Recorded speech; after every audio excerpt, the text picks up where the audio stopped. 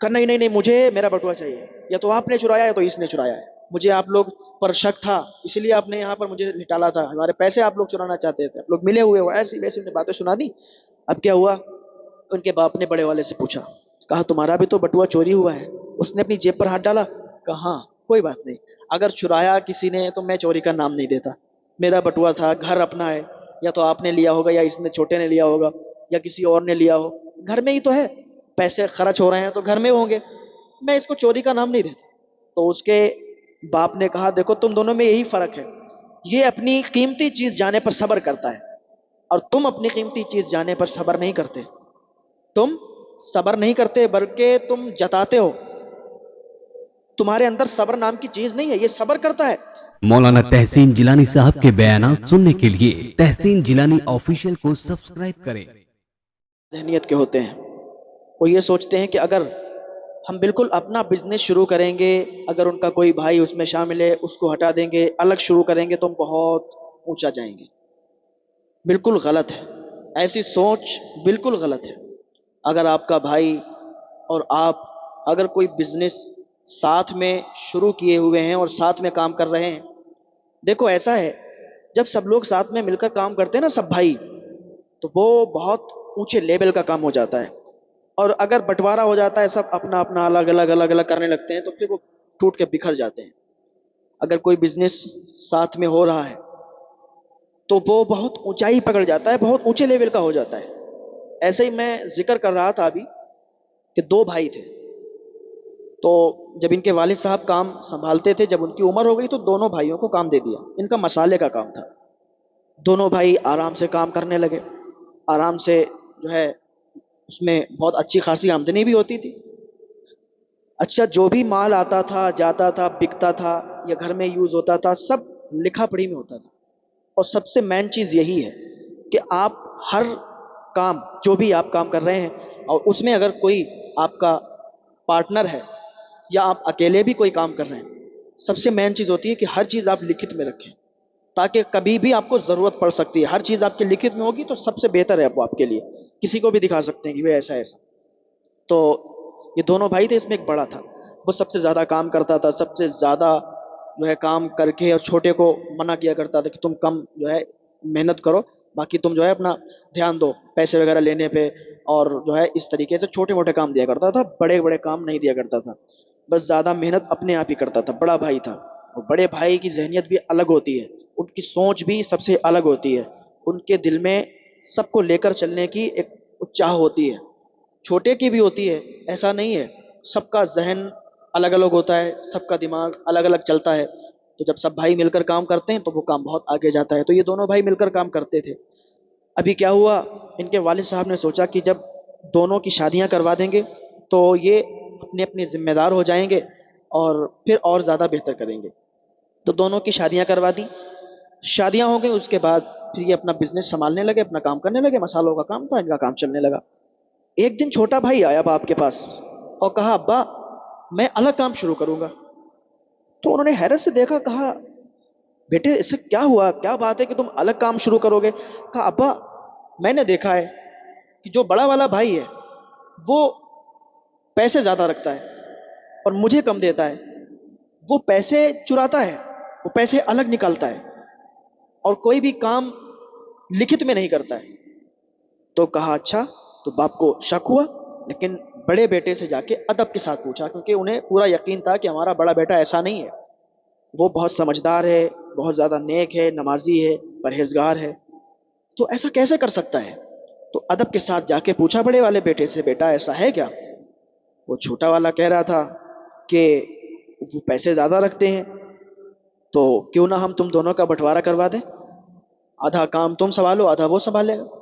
تو بڑے بیٹے نے بڑا افسوس کے ساتھ کہا ابا ہم تو یہ سوچ بھی نہیں سکتے کہ چھوٹا ایسا کر سکتا ہے، ابا ہم کوئی بھی کام کرتے ہیں نا سب لکھت میں کرتے ہیں، ہمارے پاس ہر کام لکھت میں ہے، آپ ابھی ہماری کاپی اٹھا کے دیکھ لو، ہر چیز کہاں سے کیا چیز آئی، کیا مال آیا، کیا بکا، کتنا بکا، کس پر ادھار ہے، کس سے آیا، ابا ہر کام لکھت میں ہوتا ہے۔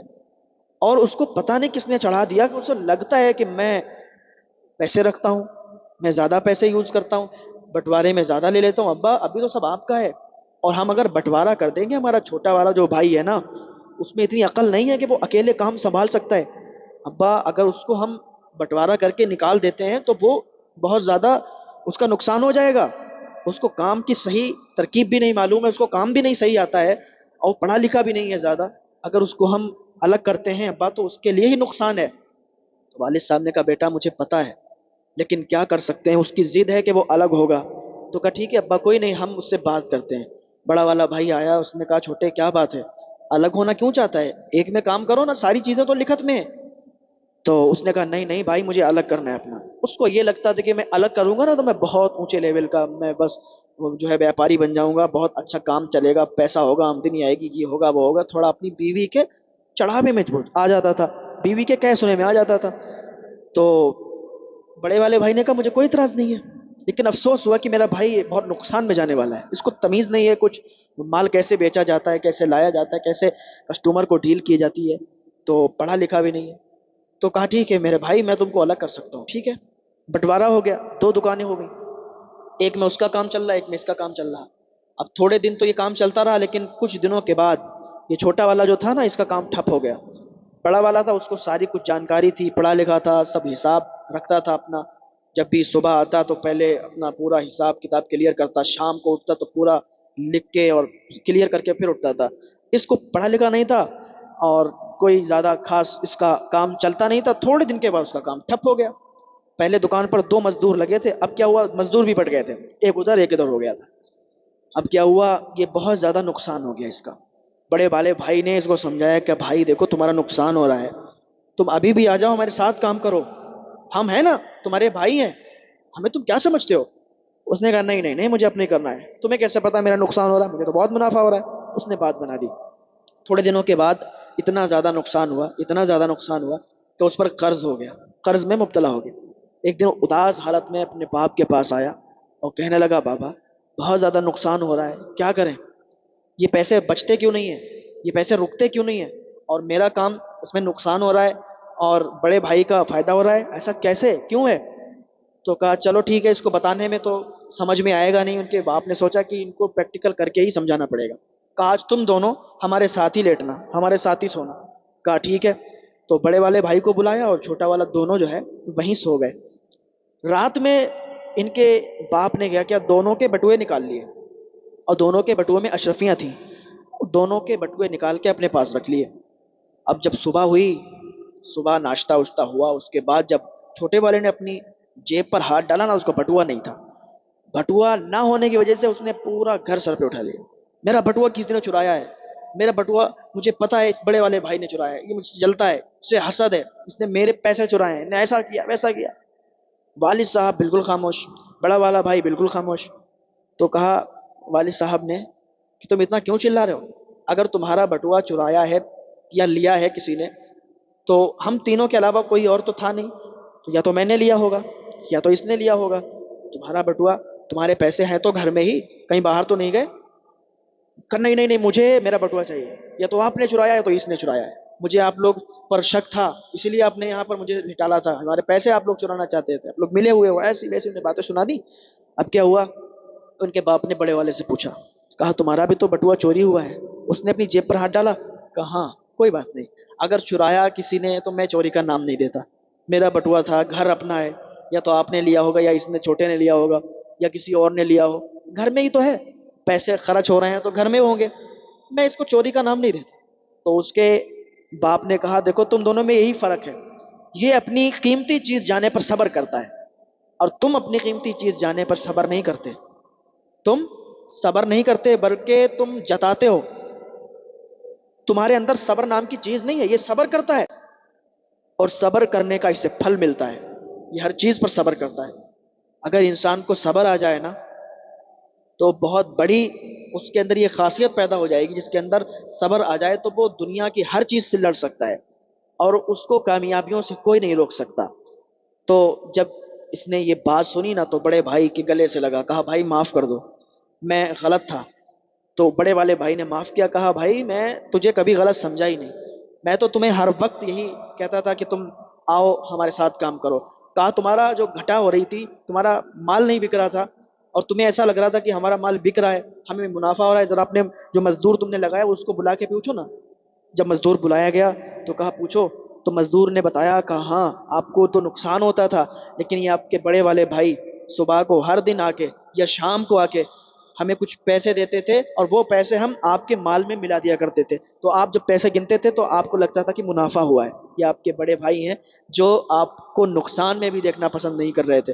آپ کو نقصان ہوتا گیا, یہ اپنے مال سے اپنے پیسوں سے آپ کے پیسوں میں اضافہ کرتے تھے, آپ کو لگتا تھا کہ ہمیں منافع ہو رہا ہے. یہ ہیں آپ کے بھائی. تو اس نے پھر سے سینے سے لگا, آنسو آئے, کہا بھائی مجھے معاف کرو, میں نے آپ کو غلط سمجھا تھا. دونوں بھائیوں میں پھر سے وہی محبت, پھر سے وہی کام. کہنے کا مطلب یہ ہے کہ اپنا کام اپنے بھائیوں کے ساتھ ہی مل کے کرو, کبھی بھی بھائیوں کے اندر درار نہ آنے پائے, ورنہ گھر ٹوٹ جاتے ہیں, بگڑ جاتے ہیں.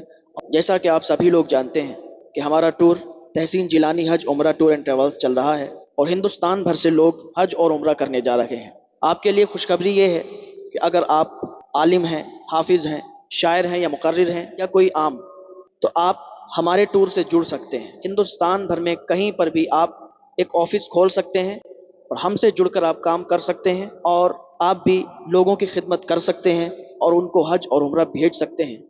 اگر آپ ہم سے جڑ کر حج اور عمرے کا یہ کام اگر شروع کرنا چاہتے ہیں تو کانٹیکٹ کریں, رابطہ کریں.